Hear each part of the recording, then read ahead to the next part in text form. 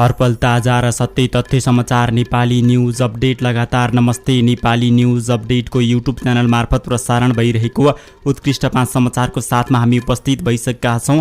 खबर सम्पादन कक्षका सहकर्मी लक्ष्मण भट्ट सहित म सुजन खनाल। तपाई हामीलाई हाम्रो युट्युब च्यानल सब्स्क्राइब गर्नुभएको छैन भने कृपया सब्स्क्राइब गर्न बिर्सनुहोला।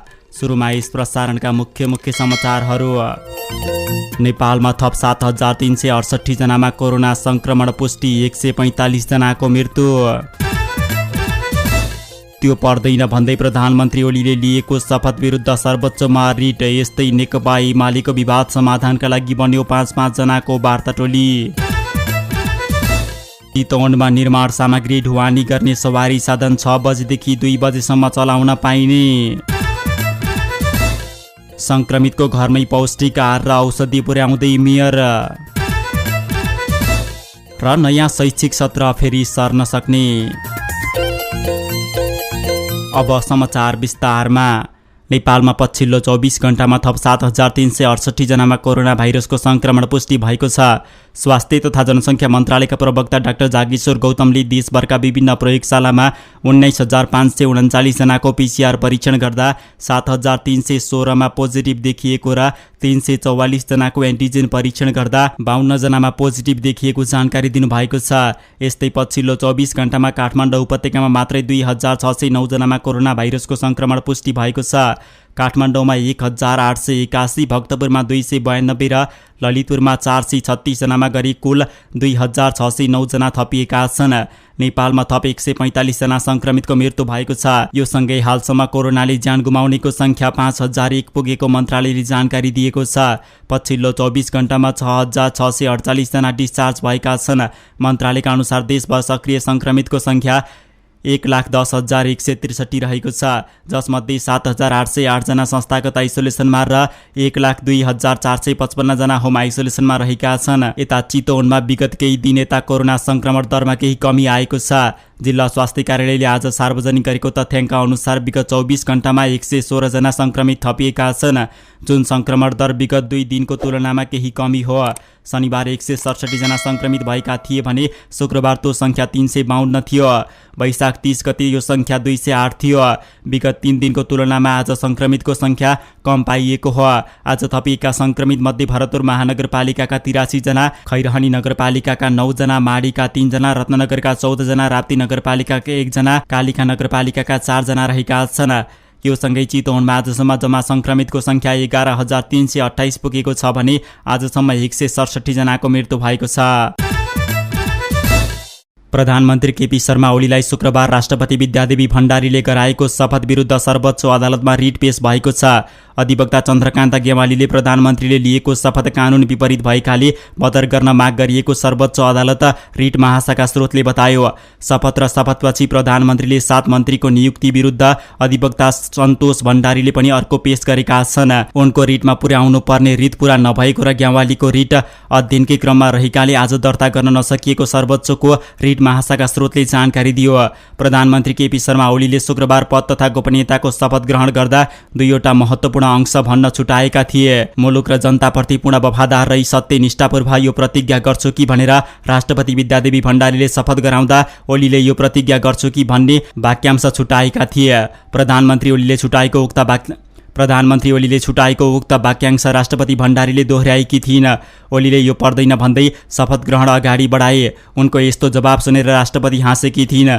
त्यसपछि ओलीले शपथमा प्रयोग भएको ईश्वर भन्ने शब्द पनि उच्चारण गरेनन्। शपथ ग्रहणका वाक्यांश जान छुटाएर प्रधानमन्त्री ओलीले शपथको गरिमा लत्याएको र राष्ट्रपतिको समेत मानमर्दन गरेको एक पूर्व प्रधान न्यायाधीशले बताए। शपथ लिने भनेको संविधान र कानुनमा जे छ त्यही हो।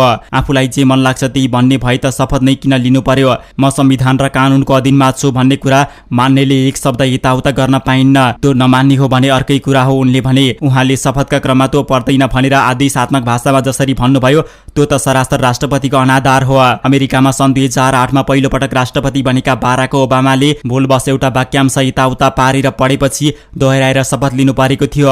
अमेरिकी संविधान अनुसार शपथको भाषा तोकिएको हुन्छ। ओबामाले आफ्नो शपथको महत्त्वपूर्ण अंश मैले निष्ठापूर्वक भन्ने वाक्यांश नै अघि बोल्नु पर्नेमा पछाडि बोलेका थिए। शपथको भाषा क्रम अनुसार नपढेको भन्दै उनले शपथ दोहोर्याएर लिनु परेको थियो। नेपालमै पनि 2065 साउन 8 गते पूर्व राष्ट्रपति परमानन्द झाले लिएको शपथ विवादमा तानिएको थियो। तत्कालीन राष्ट्रपति रामवरण यादवले नेपालीमा शपथ खुवाए पनि झाले हिन्दीमा उल्था गरेर पढेपछि विवादित भएको थियो।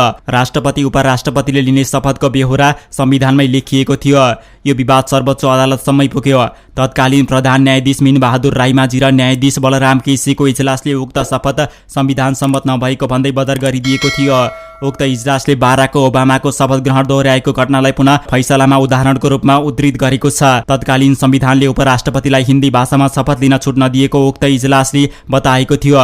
शपथ पूरा हुन कानूनले तोकेको अधिकारी समक्ष वाचन अनि संविधानमा तोके अनुसार भाषा प्रयोग गर्नु आवश्यक हुने फैसला उक्त इजलासले गरेको थियो। राष्ट्रपति झाको शपथ ग्रहणमा यी दुवै कुरा पूरा नभएकाले नेपालको अन्तरिम संविधानको प्रतिकूल हुनुका साथै अन्तरिम संविधानको भावना विपरीत रहेको उक्त इजलासको फैसलामा उल्लेख छ। यस्तो संविधान विपरीत कार्यले संविधानको मान्यता पाउन नसक्ने हुँदा उपराष्ट्रपतिद्वारा गरिएको संवैधानिक शपथ उत्प्रेषणको आदेशद्वारा बदर हुन्छ। शपथ लिएको झण्डै 1 वर्षपछि अदालतले बदर गरिदिएपछि नेपाली र आफ्नो भाषा दुवैमा शपथ लिन सक्ने गरी संविधान संशोधन गरिएको थियो। अहिले प्रधानमन्त्रीले लिनुपर्ने शपथको भाषा यस्तो हुन्छ। म केपी शर्मा ओली मुलुक र जनताप्रति पूर्ण वफादार रही सत्यनिष्ठापूर्वक यो प्रतिज्ञा गर्छु कि ईश्वर देश र जनताका नाममा शपथ लिन्छु कि नेपालको राजकीय सत्ता र सार्वभौम सत्ता नेपाली जनतामा निहित रहेको नेपालको संविधानप्रति पूर्ण वफादार रहँदै प्रधानमन्त्री पदको कामकाजमा प्रचलित कानूनको अधीनमा रही मुलुक र जनताको सोझो चिताई कसैको डर नमानी पक्षपात नगरी पूर्वाग्रह वा खराब भावना नलिई इमानदारीका साथ गर्नेछु र आफ्नो कर्तव्य पालनाको सिलसिलामा जानकारीमा आएका कुरा पदमा बहाल रहँदा वा नरहँदा जुनसुकै अवस्थामा पनि प्रचलित कानूनको पालना गर्दा बाहेक अरू अवस्थामा कुनै किसिमबाट पनि प्रकट वा संकेत गर्ने छैन। नेकपा एमाले अध्यक्ष ओलीलाई प्रधानमन्त्री पदबाट पदमुक्त भएको 3 दिनपछि बिहिबार राष्ट्रपति भण्डारीले पुनः प्रधानमन्त्रीमा नियुक्त गरेकी थिइन्। राष्ट्रपति भण्डारीले संविधानको धारा 76 को उपधारा 3 अनुसार ओलीलाई 43औं प्रधानमन्त्रीमा नियुक्त गरेकी हुन्। यसअघि वैशाख 27 गते प्रतिनिधि सभाबाट विश्वासको मत गुमाएपछि उनी पदमुक्त भएका थिए। वैकल्पिक सरकार बनाउन राष्ट्रपति भण्डारीले आह्वान गरेको समय सीमाभित्र कांग्रेस माओवादी लगायत दलले वैकल्पिक सरकार दिन नसकेपछि ठूलो दलको हैसियतमा ओली अल्पमतको प्रधानमन्त्री बनेका हुन्। यसअघि उनी 2/3 बहुमत प्राप्त प्रधानमन्त्री थिए। प्रधानमन्त्री ओलीले अब 1 महिनापछि संसदमा विश्वासको मत लिनुपर्नेछ। विश्वासको मत पाएनन् भने ओली फेरि पदमुक्त हुनेछन्।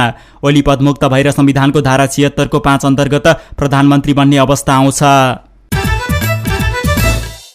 नेकपा एमालेको विवाद समाधानका लागि 10 सदस्य रहेको कार्यदल गठन गर्ने भएको छ।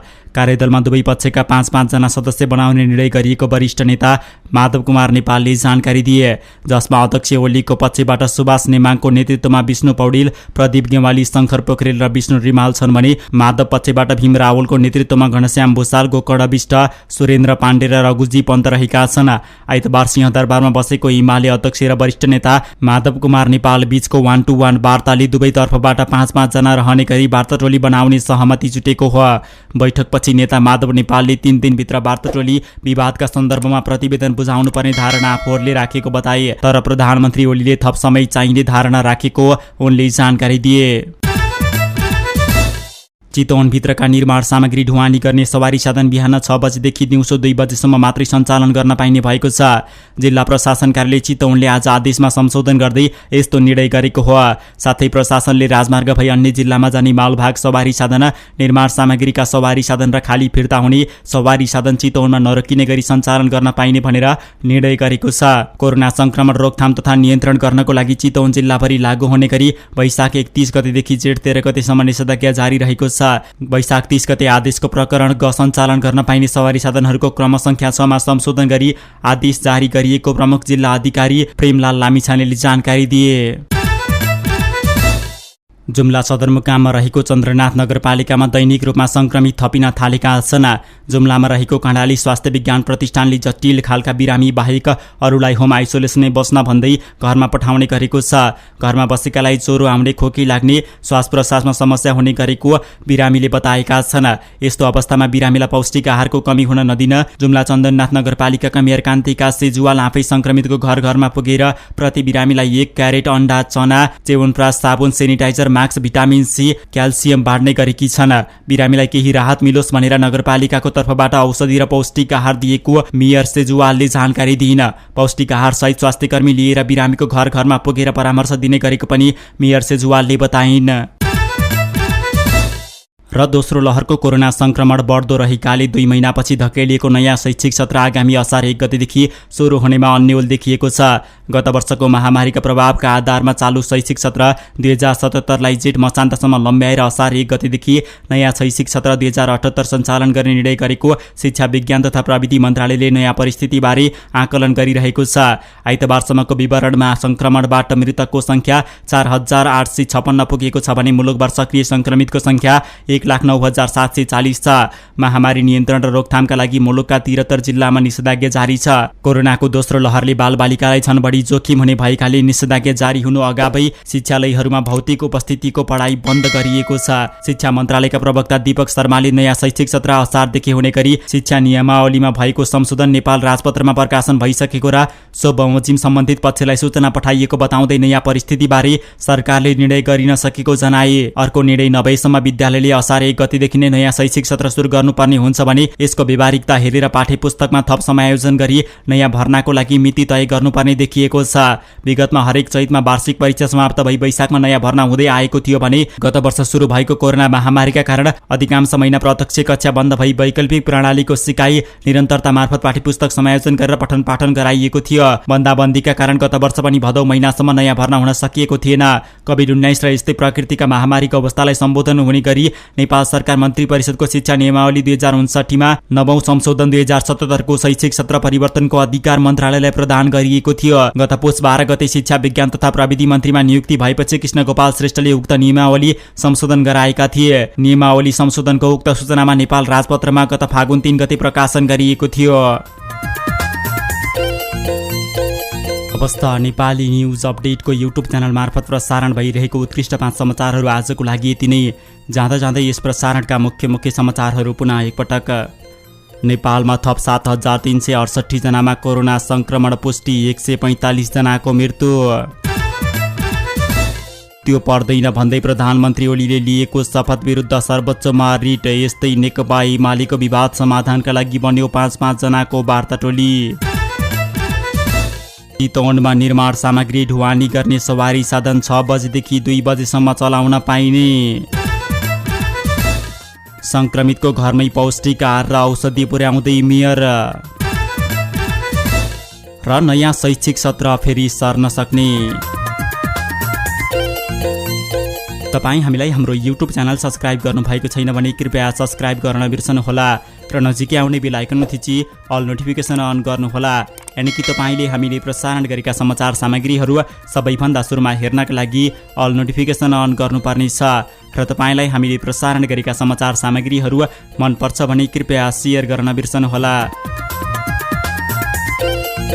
यसका साथै नेपाली न्युज अपडेटको युट्युब च्यानल मार्फत प्रसारण भइरहेको उत्कृष्ट 5 समाचारको साथबाट खबर सम्पादन कक्षका सहकर्मी लक्ष्मण भट्टसहित म सुजन खनाल पनि बिदा हुन्छु। तपाईँ पनि हेर्दै गर्नुहोस् हरपल ताजा र सत्य तथ्य समाचार नेपाली न्युज अपडेट लगातार। नमस्ते, तपाईँको जय होस्।